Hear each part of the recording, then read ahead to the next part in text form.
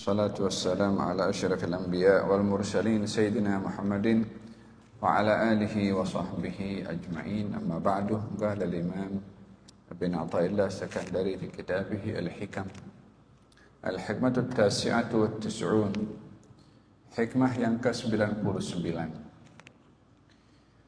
قال رضي الله عنه: خير أوقاتك وقت تشهد فيه وجود فاقتك وترد إلى وجود ذلتك. خير أوقاتك وقت تشهد فيه وجود فاقتك وترد إلى وجود ذلتك. Sebaik-baik waktu bagi kamu adalah waktu ketika kamu bersaksi pada waktu tersebut keberadaan kemiskinan kamu. Dan kemiskinan itu membawa diri kamu untuk mengenali kehinaan kamu. Waktu yang terbaik bagi kamu adalah waktu yang kamu bersaksi pada waktu tersebut adanya kefakiran kamu. Dan membawa diri kamu dengan rasa fakir itu rasa hina kamu. Kata-kata hikmah ini merujuk kepada keadaan dan muamalah manusia kepada Allah Subhanahu wa taala dalam kehidupan mereka, yang mereka dalam hidup ini melalui keadaan-keadaan pasang surutnya. Manusia di dalam hidup ada senang, ada susah, ada kaya, ada miskin, ada sehat, ada sakit, ada mudah, ada sukar. Dengan kepelbagaian hidup yang dilalui oleh manusia, yang terbaik bagi mereka dalam hidup ini bila mendapati dirinya sentiasa merasa fakir, baik dalam keadaan senang atau dalam keadaan susah, dalam keadaan kaya atau dalam keadaan miskin, dalam keadaan gembira, dalam keadaan sedih. Ketika melihat diri sentiasa miskin dalam setiap keadaan, maka itu masa yang terbaik bagi orang itu. Disebabkan manusia ini dengan keadaan yang ada pada dirinya biasanya banyak lupa, baik dalam keadaan senang atau dalam keadaan susah, dalam keadaan kaya atau dalam keadaan miskin, dalam keadaan sehat atau dalam keadaan sakit. Biasanya kalau dalam keadaan senang, dia hanya fokus kepada nikmat yang dia dapat. Kalau dalam keadaan susah, dia pun banyak mengeluh dan juga mengadu, dan juga tak mau terima keadaan susah. Jadi senang salah, susah pun salah. Di dalam Al-Quranul Karim, Allah Subhanahu wa ta'ala menyebutkan tentang manusia yang paling berbahaya adalah bila manusia itu merasa dirinya mampu. Kita dalam Al-Quran, Allah berfirman dalam surat Al-Alaq: اقرأ باسم ربك الذي خلق الإنسان من علق اقرأ وربك الأكرم الذي علم بالقلم علم الإنسان ما لم يعلم كلا إن الإنسان ليطغى أن رآه استغنى إن إلى ربك الرجعى.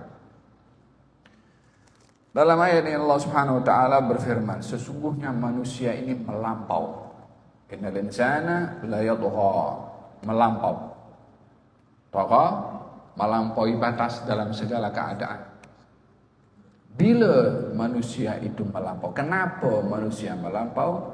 Ar-ra'ahu istaghna, bila dia melihat cukup dengan powernya, dengan kekuasaannya, dengan jawatannya, dengan hartanya, dengan kepandaiannya, dengan skillnya, dengan duitnya, dengan networknya, dengan apa saja dia punya.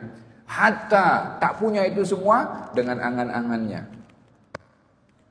Sehingga manusia tertipu hatta dengan dirinya sendiri berangan-angan. Duit tak punya, jawatan tak punya, sehat pun tak punya, semua tak punya. Tapi yang hanya tamak yang ada. Pun pun itu juga bahagian daripada pelampauan yang ada pada manusia. Innal insana la yatgha. Manusia ini melampau. Di dalam bahasa Arab ini kalimat inna itu untuk menunjukkan kalimat pasti. Innal insana, sesungguhnya manusia. Alif lam ini sedikit kita bahas dari segi bahasa. Al-insan, al-insan alif lam lil jins. Semua manusia, yakni merujuk kepada hampir keseluruhan manusia. La yatgha, melampau. Yang punya ilmu melampau dengan ilmunya, yang punya harta melampau dengan hartanya, yang berjawatan melampau dengan jawatannya. La yatgha. Bila dia melampau, ar-ra'ah istaghna, bila melihat dirinya berkecukupan. Walaupun tak ada sesiapa yang cukup dengan apa yang dia punya, tetap akan merasa berkekurangan. Tapi karena manusia tertipu dengan imajinasinya, dengan keyakinannya yang salah, maka dia melihat dirinya mampu berbuat apapun jua. Ar-ra'ahu stop. Nabi Ibrahim berjumpa dengan Raja Namrud, diajar beriman. Alam tara ila alladhi haja Ibrahim fi rabbih an ataahu Allahul mulka id qala Ibrahim rabbi alladhi yuhyi wa yumit qala ana uhyi wa umit. Ibrahim jumpa dengan seseorang yang diberi kerajaan oleh Allah, yaitu Namrud. Kemudian kata Nabi Ibrahim mengatakan rabbi alladhi yuhyi wa yumit. Kal Tuhanku yang menghidupkan dan juga mematikan. Kata Namrud ana uhyi wa umit. Saya pun juga boleh hidupkan, boleh matikan. Panggil dua orang, satu dibunuh, satu dibiarkan hidup. Nah, aku matikan yang ini, aku hidupkan yang ini. Tunjuk kehebatan. Tunjuk kekuatan. Melampau dalam sikap. Kata Nabi Ibrahim, Inna Allah ya'ti bi syamsi minal masyriq fa'ti biha minal maghrib fabuhita alladhi kafar. Kata Nabi Ibrahim, Allah menerbitkan matahari daripada timur. Coba terbitkan daripada barat, kata Namrud, tak boleh buat apa. Dan manusia melihat dirinya mampu, tapi hakikatnya beberapa perkara dia tak mampu. Itu pun setelah dibuktikan demikian oleh Nabi Ibrahim, Namrud tak mau sedar. Diikatnya Nabi Ibrahim dicampakkan ke dalam api dan seterusnya lah. Yang seharusnya dia sedar. Firaun pun juga demikian. Ketika diajak untuk beriman pun dia tunjuk, aku punya kuasa. Ketika lautan terbelah menjadi dua, dipukul oleh Nabi Musa, kata Firaun, ini dengan kuasa aku. Kuasa aku daripada mana? Daripada belakang. Tughyan, melampau.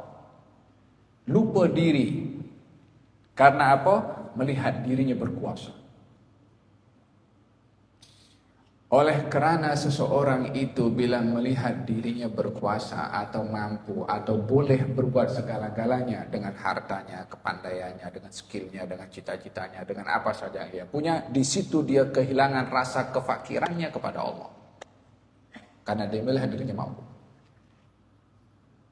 Dan tidak ada satu kekhilafan yang paling besar melebihi daripada khilafnya seorang itu merasa mampu dengan dirinya tanpa dengan Allah.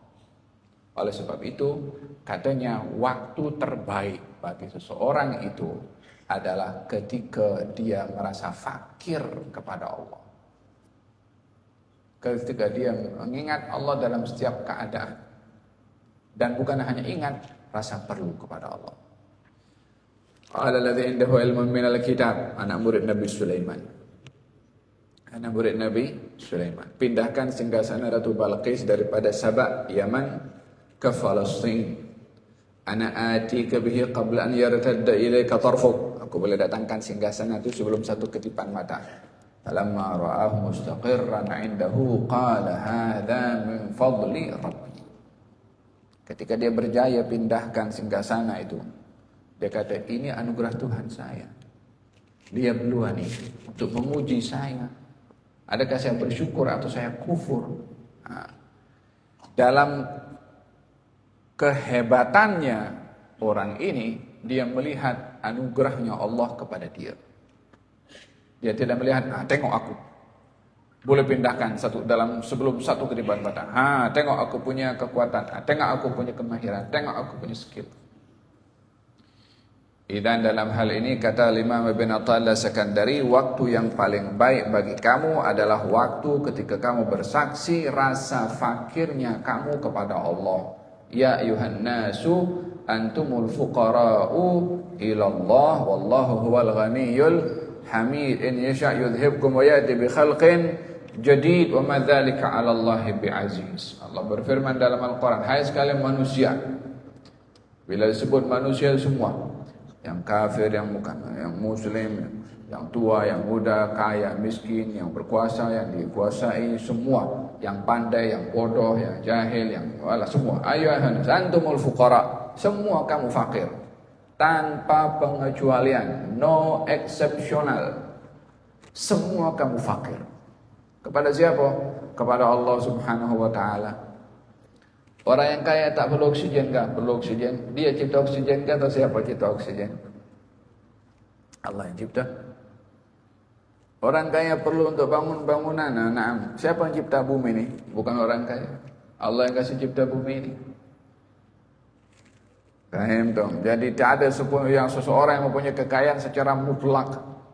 Semua diberi oleh Allah Subhanahu wa taala.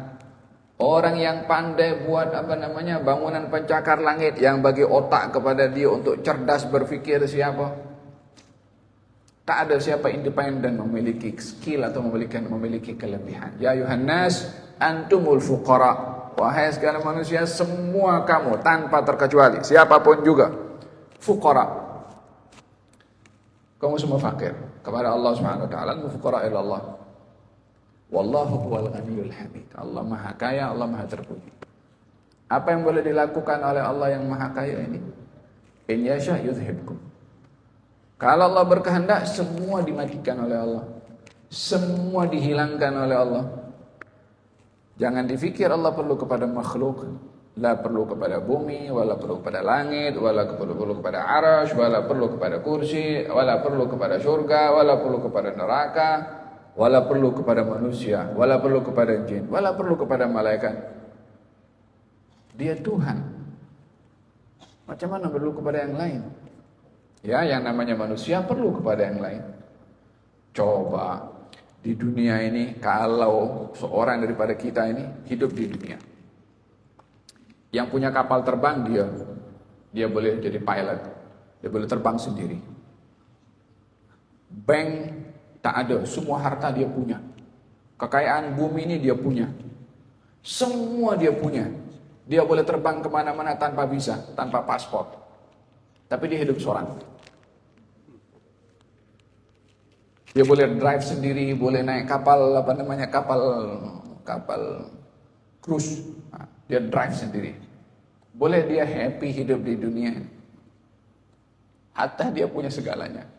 Dia bergantung kepada orang lain. Allah Subhanahu wa taala, "In yasha yudhibkum wa ya'ti bi khalqin jadid." Allah berkuasa untuk menghilangkan kamu semua, tak ada perlu. Allah datangkan yang lain, jangan harap Allah perlu kepada ibadah manusia. Wa ya'ti bi khalqin jadid. Allah akan datangkan makhluk yang baru, engkau tak beriman, dibinasakan oleh Allah, datangkan makhluk yang lain. Fa in tawallau, dalam Al-Quranul Karim, yastabdil qauman ghairakum thumma la yakunu amsalakum. Kalau kamu berpaling, Allah akan hancurkan kamu, Allah binasakan kamu, didatangkan orang lain yang tidak punya perangai seperti kamu. Allah Subhanahu wa taala Maha Kaya, Maha Berkuasa. In yasha yudhibkum wa ya'ti bi khalqin jadid wa ma dzalika 'ala Allahi bi'aziz. Perkara itu bukan sukar bagi Allah Subhanahu wa taala. Idzan khairu awqatika waqtun tashhadu fihi wujuda faqatika wa turaddu ila wujudi zillatika. Demikian kata Imam Ibn Athaillah Sekandari, merujuk bagaimana seseorang itu semuanya fakir kepada Allah, hanya tak semua orang ingat kalau dirinya itu fakir kepada Allah. Oleh sebab demikian Imam Abdullah bin Al-Haddad mengatakan dalam bait syairnya, "Fa du'ai wa ibtihali syahidun li biftiqari." Aku berdoa kepada engkau hanya untuk membuktikan kalau aku ini fakir kepada engkau ya Allah.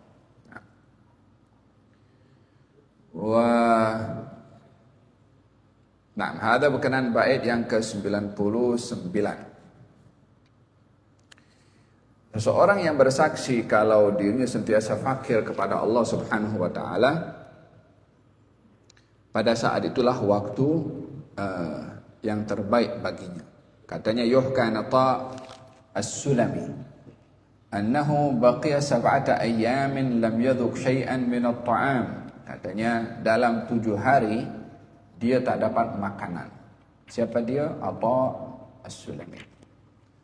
Walam yaqdir ala syai', dan dia tak boleh buat apa. Nak cari tak jumpa juga.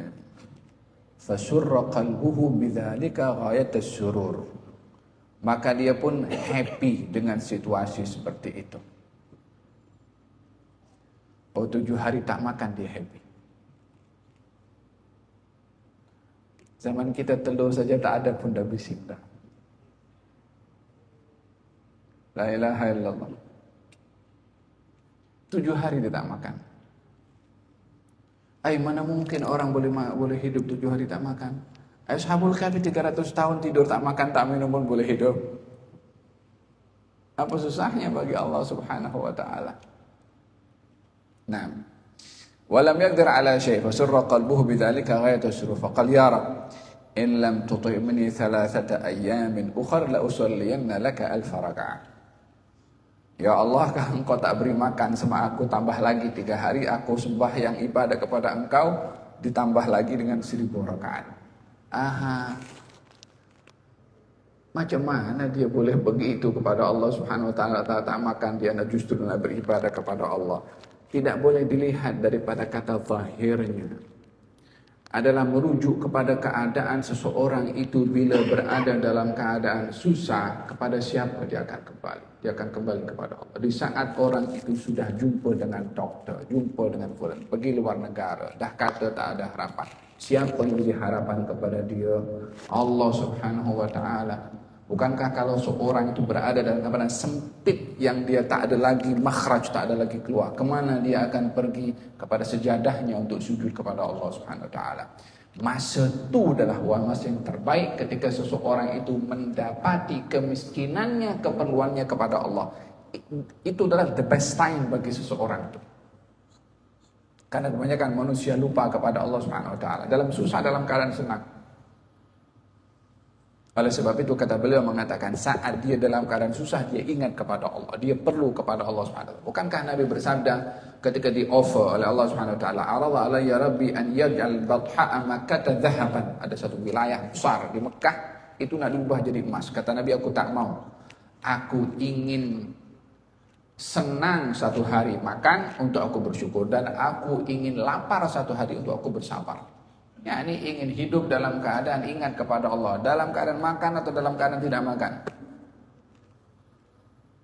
Namun setiap level ini ada orang-orangnya. Tak semua orang boleh sampai kepada level yang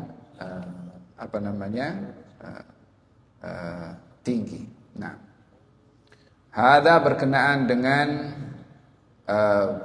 hikmah yang ke-99. Yakni merujuk kepada seseorang dalam kesusahannya bila dia kembali kepada Allah, itulah momen yang paling baik. Oleh hada dikatakan dalam hadits qudsi, ana indal munkasirati qulubuhum min ajli.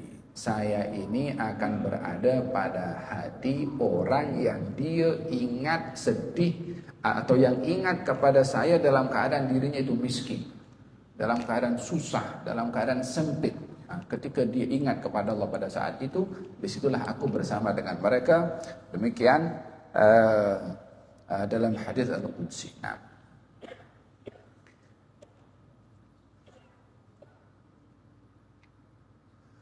hikmah yang terakhir yaitu hikmah yang ke-100.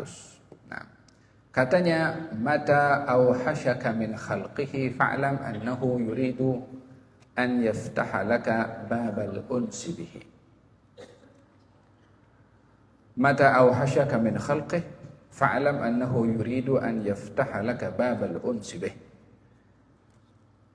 Bila Allah menyebabkan kamu itu atau menjadikan kamu kurang selesa bersama dengan makhluk, maka ketahuilah bahwasanya Allah menghendaki untuk membuka untuk kamu pintu keselesaan.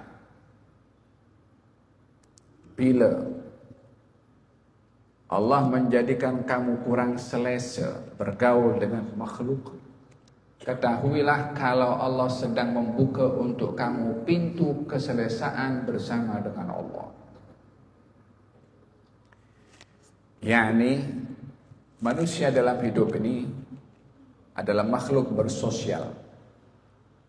Yani manusia tidak boleh lepas daripada hidup bersama dengan manusia yang lain. Dan keselesaannya biasanya dengan manusia.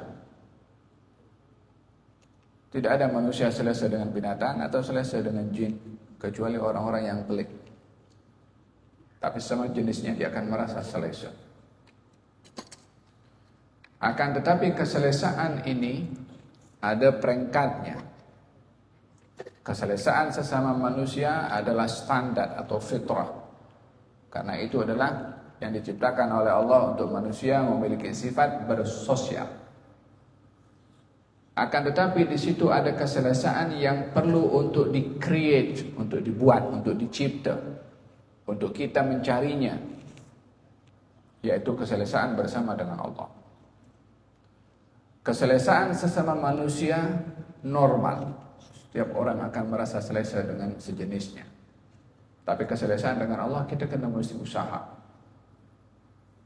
Perbezaannya adalah kalau seseorang mendapati keselesaan bersama dengan Allah, akan terjejas keselesaannya dengan manusia, karena keselesaan bersama dengan Allah jauh lebih indah berbandingkan keselesaan dengan manusia. Karena dalam kehidupan bersama dengan manusia yang dicari adalah selesa. Bila ada yang lebih selesa, maka kita akan cari yang lebih selesa. Kita berkawan dengan A, kita berkawan dengan B. Sama-sama kita berkawan. Tapi dengan B kita lebih selesa. Mana kita akan bersama dengan B lah. Kita jumpa dengan yang lain, kita justru lebih selesa dengan dia. Maka kita akan pilih dengan orang yang lebih kita selesa.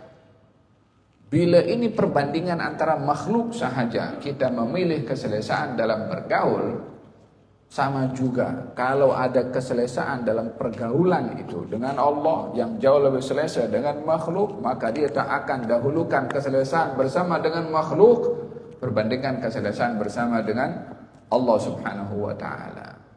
Oleh itu dikatakan man ista'nasa billah lam yasta'nis bi ghairihi. Orang yang merasa selesa dengan Allah tak akan selesa dengan selainnya, karena keselesaan dengan Allah tidak ada tandingannya. Walihada kata orang yang mendapatkan keselesaan bersama dengan Allah, dia cerita, katanya yang paling susah bagi aku ini setiap hari kalau fajar terbit. Apa pasal fajar terbit bikin susah? Karena kalau fajar terbit dah mula yang lain akan bangun, akan interaksi, nak pergi kerja, nak pergi berniaga dan bergaul dengan manusia. Sebelum fajar terbit dia dengan Allah Subhanahu wa taala. Walladzina yabituna li rabbihim sujadan wa qiyaman. Di waktu malam dia sujud, di waktu malam dia qiyam.